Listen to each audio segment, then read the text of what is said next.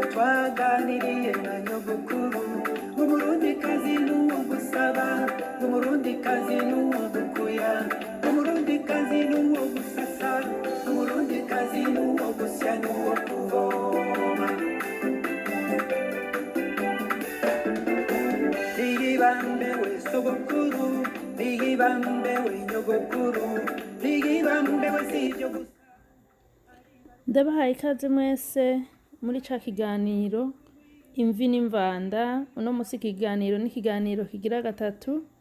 Uno musi rero ikiganiro ni ikiganiro nteguye nezerewe cane kuko ni ikiganiro kimeze neza, ni ikiganiro kidahuye na bibiri biheruka kuko bibiri biheruka bwari ubutumwa bandungikiye ariko ubusomye uri umunyagihugu akunda igihugu kumva urababaye, ariko iki kiganiro coco numvise nezerewe. Rero nkuko mubibona kuri izi pancarte muriko murabona ni zijeje communication mu Burundi, iyo bita EcoCash na RimiCash, hanyuma bakaba hari haheze imisi bari mu bibazo n'abarundi babakorera. Ngiye rero gusoma ubutumwa. Ijambo ry'umutwe naricaguye muri message, ntabwo vyarinze ko ndagiyumvira kuko ubundi ijambo ry'umutwe nahora ndagiyumvira nabanje gusoma message nkaraba ico bambariye, ariko aha anarikuye muri message aho bavuga ngo gushimira umuvyeyi wacu leta mvyeyi.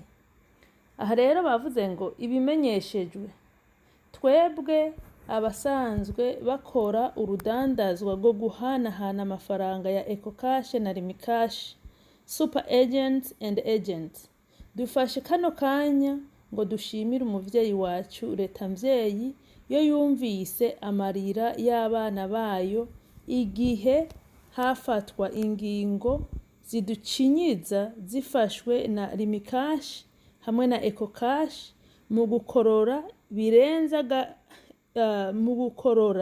birenze agahembo kacu, entre parenthèses ngo komisiyo, habanje kuduzwa ibiciro byo kubika no kubikura barihisha umukiriya. Barabandanya, mu biyago vyabaye hagati ya bamwe mu ba super agent nayo mashirahamwe bihagarariwe na BRB canke BRB itariki 13 z'ukwezi kwa mbere umwaka wa 2022.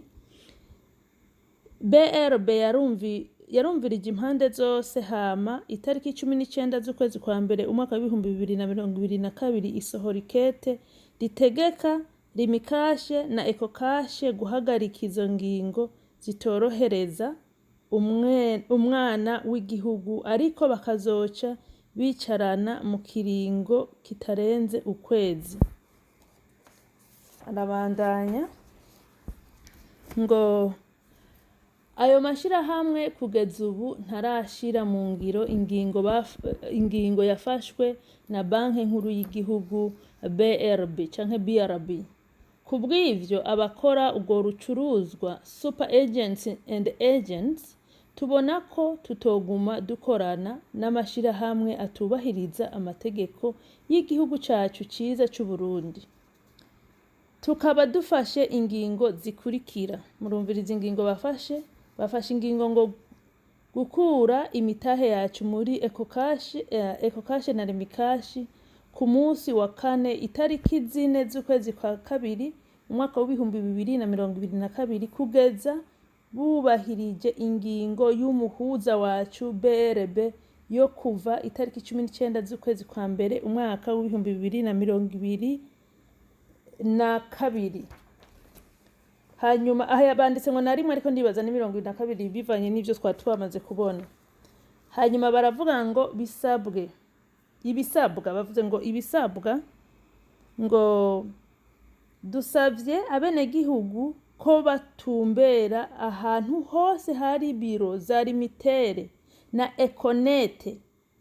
Munumviriza ivyo basavye, bavuze ngo dusavye abenegihugu ko botumbera ahantu hose hari biro vya Limitere na Econet kugira bakura amahera yabo mu matelefone kubera ko bizobagora kuronka uko bayabikuza. Ubwo n'ubutumwa bariko baraha abakiriya babo bari basanzwe bakorana nabo. barabandanya bati abasanzwe bakora urwo rudandazwa twongeye gusaba ko ivyo vyokorwa mu mutekano ntangere kuko tutagishoboye gukorana n'amashirahamwe atubahiriza ingingo zafashwe n'umuvyeyi wacu leta mvyeyi. Dusavye BRB na leta mvyeyi yacu dukunda kudukurikiranira ibi bintu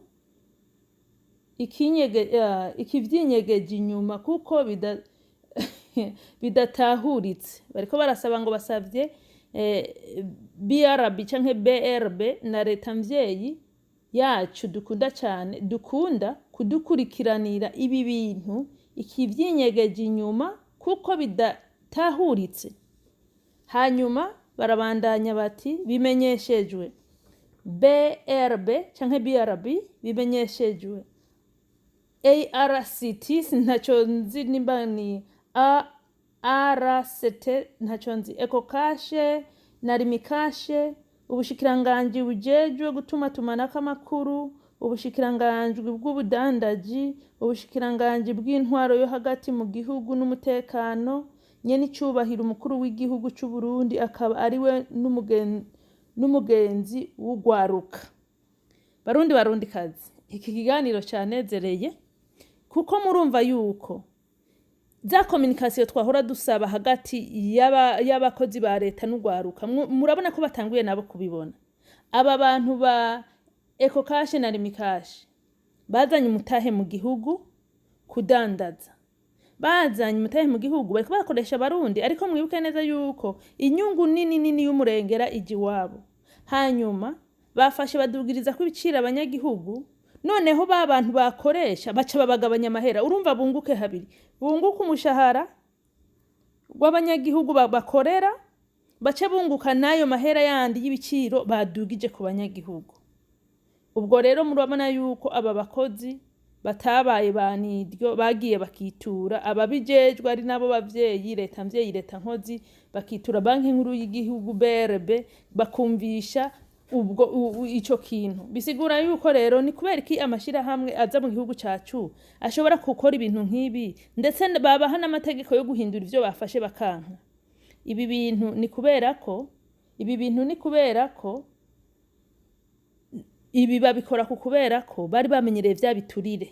Ubu bariko barafyura amaso barondera uwoja kubavugira hirya no hino ngo vya biturire bigende nkuko babimenyereye, abanyagihugu babandanye batotezwa. Ariko kuri leta mvyeyi leta nkozi murabona yuko bidashoboka. Ibi nivyo bizozana iterambere mu gihugu, ibi nivyo bituma abanyagihugu bumva yuko bari secure ku mpande zose, baja gukora muri leta bakumva baratekanye, baja gukora mu ma privé bakumva baratekanye kubera ko vya bibazo bagize baza kwitura leta ikabikurikirana. Natwe tukaba nshigikiye aba bakozi, aba ba agency ndabashigikiye kabisa. Ibi bintu nivyo nabo banyagihugu nibagende bakure y'amahera yabo muri zishira hamwe zibiri, izi njura zaje kutwiba zigaca zigomba no gusiga zivye umurundi. Ibi bintu sivyo, nibagende bakure y'amahera yabo ngo hariya ku biro vya Limitere na Econet nibagende babikureyo, kuko nubundi bariko badugiriza ibiciro abanyagihugu, kandi murazi mu gihugu abantu barakenye, noneho bace bagabanya n'umushahara w'abakozi babo. Urumva yuko arakarenganya, kandi twagomba dusaba ahubwo leta ishimangire ya ntuze ya communication y'igihugu ikomeze iha abantu bari serious. Injambazi zirimwo izikuremwo, mu kiganiro ca kabiri mwarumvise ibivugwamwo, injambazi zirimwo izikuremwo. Ririya shishira hamwe ya communication yacu y'igihugu bariha abantu bari serious bakunda igihugu. Hanyuma izi company bazake intuzeye, bazake kontra zisubiri wazo zize kwiba iwabo, zireke gutoteza abanyagihugu. Aka nakagaye kadasanzwe, na cyane cyane mu gihe baba bamaze no guhabwa amategeko bakanka kuyakurikiza. Mugabo ndibaza nuko baba barindiriye iyo nama ya nyuma, ariko no muri iyo nama batarose uwo bahigiturire ngo agitore nta kizovamo, guko ubu umurundi niwe wo gushira kwisonga. Abene gihugu bazotera imbere mu gihe aba bakurikiranira ibibazo vyabo, aba baha amakontra abo banyamahanga ni nabo bo kubaha n'ibihano.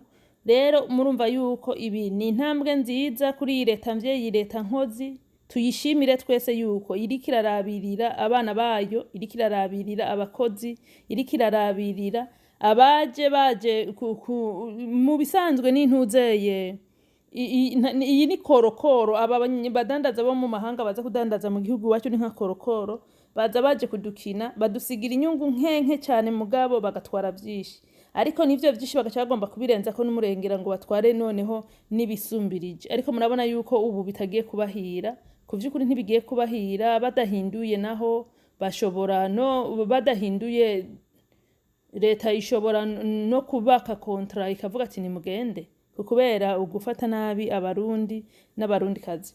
Iyi ni intambwe nziza, twifuza yuko abarundi bafise ibibazo bokwama bitura ababijejwe bo muri leta bakabakurikiranira ibibazo.